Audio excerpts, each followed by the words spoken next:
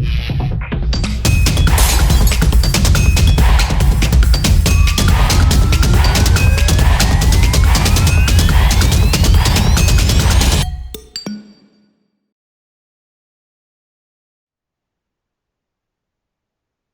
Everyone, I am Kartika, your senior mentor from Legal as.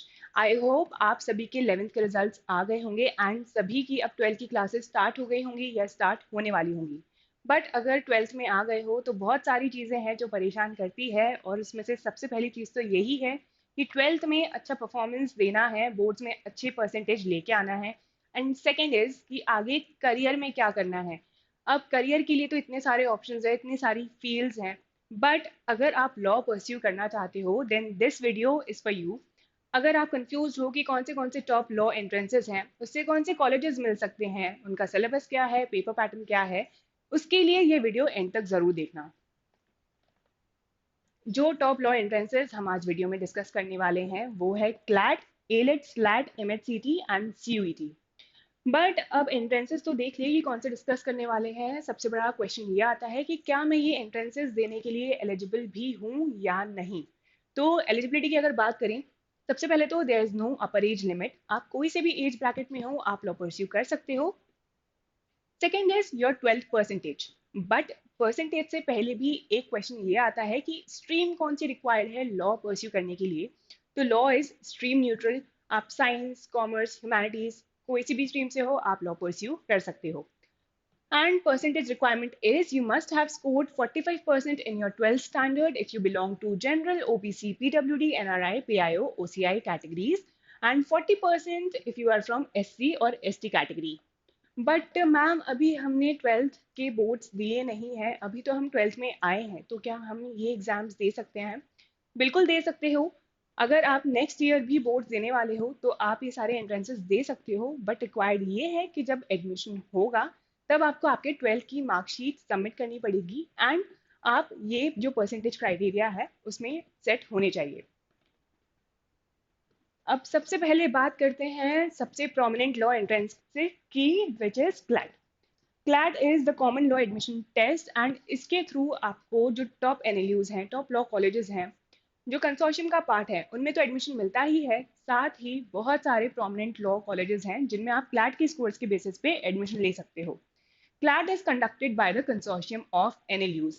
And CLAT की अगर बात करें तो ये होता कब है, तो क्लैट होता है दिसंबर में। तो अगर अभी आप 12th में हो तो भी आप इस साल दिसंबर में क्लैट दे सकते हो। इस साल होने वाला है क्लैट 2026। अब अगर पेपर पैटर्न की बात करें तो इसमें टोटल 120 क्वेश्चंस होते हैं of 1 mark each and there is a negative marking of 0.25। तो अगर नेगेटिव मार्किंग है तो पूरा पेपर अटेम्प्ट करने के लिए मत जाना, जितने क्वेश्चंस अच्छे से आते हैं वो अटेम्प्ट करना, ट्राई करना कि एक्यूरेसी मेंटेन करो एटलीस्ट 70 to 80% की। टाइम आपको मिलता है 120 मिनट्स का। Mode is pen and paper. Question paper दिया जाता है, आपको ओएमआर फिल करनी पड़ती है। अब अगर सेक्शंस की बात करें so there are 5 sections. First is English language जिसमें 22 to 26 क्वेश्चंस आते हैं which is 20% of the paper. Second is current affairs including general knowledge जिसमें 28 to 32 क्वेश्चंस आते हैं which is 25% of the paper. Third is legal reasoning जिसमें 28 to 32 questions आते हैं which is again 25% of the paper. Fourth is logical reasoning जिसमें 22 to 26 questions आते हैं which is 20% of the paper. Last but not the least और सबसे important section quantitative techniques जिसमें 10 to 14 questions आते हैं which is around 10% of the paper. अब अगर आपने एंट्रेंस दे दिया है उसके बाद काउंसलिंग प्रोसेस होती है जिसमें आपको कॉलेजेस अलॉट होते हैं। Second is NLU Delhi. NLU Delhi का अपना खुद का एंट्रेंस होता है which is AILET. AILET is the All India Law entrance Test and इससे सिर्फ आपको एनएलयू दिल्ली ही मिल सकता है। But NLU Delhi is one of the top 3 law colleges in India. अब अगर की बात करें कि एलेट होता कब है, तो एलेट अगेन दिसंबर में ही होता है। एंड अगर आप क्लैट टारगेट कर रहे हो तो आप एलेट भी दे सकते हो। पेपर पैटर्न की बात करें तो थोड़ा सा अलग है paper pattern, but syllabus almost same है। देयर आर 3 सेक्शंस, 150 क्वेश्चंस होते हैं of 1 mark each and there is a negative marking of 0.25। Again time की अगर बात करें तो 120 मिनट्स मिलते हैं आपको and the mode is pen paper. Then अगर सेक्शंस की बात करें, section A is English language जिसमें 50 क्वेश्चंस होते हैं। सेक्शन बी है current affairs and general knowledge जिसमें 30 क्वेश्चंस होते हैं। सेक्शन सी है लॉजिकल रीजनिंग जिसमें 70 क्वेश्चंस होते हैं। अब अगर क्लैट और एलेट को कंपेयर करें तो ये देखा होगा कि लीगल रीजनिंग और क्यूटी का सेक्शन एलेट में नहीं है, but legal reasoning and QT से रिलेटेड क्वेश्चंस आपको लॉजिकल रीजनिंग में मिल सकते हैं, और जो करंट लीगल नॉलेज है उससे रिलेटेड क्वेश्चंस आपको करंट अफेयर्स में मिल सकते हैं। देन क्लैट एंड एलेट के बाद जो सबसे ज़्यादा प्रोमिनेंट लॉ एंट्रेंसेस है वो है SLAT. SLAT is Symbiosis Law Admission Test. ये होता है सिम्बायोसिस लॉ स्कूल्स के लिए। There are 4 campuses, Pune, Noida, Hyderabad and Nagpur. तो अब अगर बात करें कि स्लैट होता कब है, स्लैट अगेन दिसंबर में होता है। तो आपके 3 ये लॉ एंट्रेंसेस हैं जो दिसंबर में होते हैं, क्लैट, एलेट एंड स्लैट। पहले स्लैट मई में होता था, बट अब स्लैट दिसंबर में होता है। एंड अगर पेपर पैटर्न की बात करें तो कंपेरेटिवली क्लैट एंड एलिट से बहुत इजी पेपर पैटर्न है। 60 क्वेश्चंस आते हैं of 1 mark each and there is no negative marking. Time आपको मिलता है 60 मिनट्स एंड मोड इसका है online centre based. Then first अगर सेक्शंस की बात करें तो logical reasoning 12 questions, legal reasoning 12 questions, analytical reasoning 12 questions, English 12 questions and general knowledge 12 questions. तो 5 सेक्शंस 12 क्वेश्चंस ईच।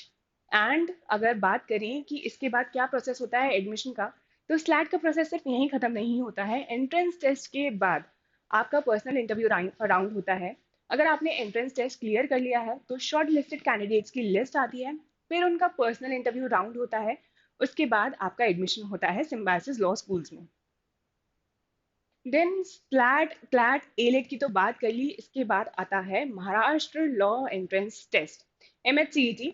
ये है तो state law entrance test, but इससे महाराष्ट्र के सारे लॉ कॉलेजेस में आप एडमिशन ले सकते हो जो टॉप लॉ कॉलेजेस हैं। अब अगर बात करें कि ये होता कब है, तो ये होता है अप्रैल या मई में। बट इसमें ये चीज़ है कि अगर आप अभी 12th में आए हो, बोर्ड्स नहीं दिए हैं, तो आप MHCET दोगे तो भी एडमिशन नहीं होगा। आपको MHCET आपके बोर्ड्स के बाद ही देना है। अब अगर MHCET के पेपर पैटर्न की बात करें, so there are total 120 questions of 1 mark each and there is no negative marking. आपको टाइम मिलता है 120 minutes and mode is online centre based.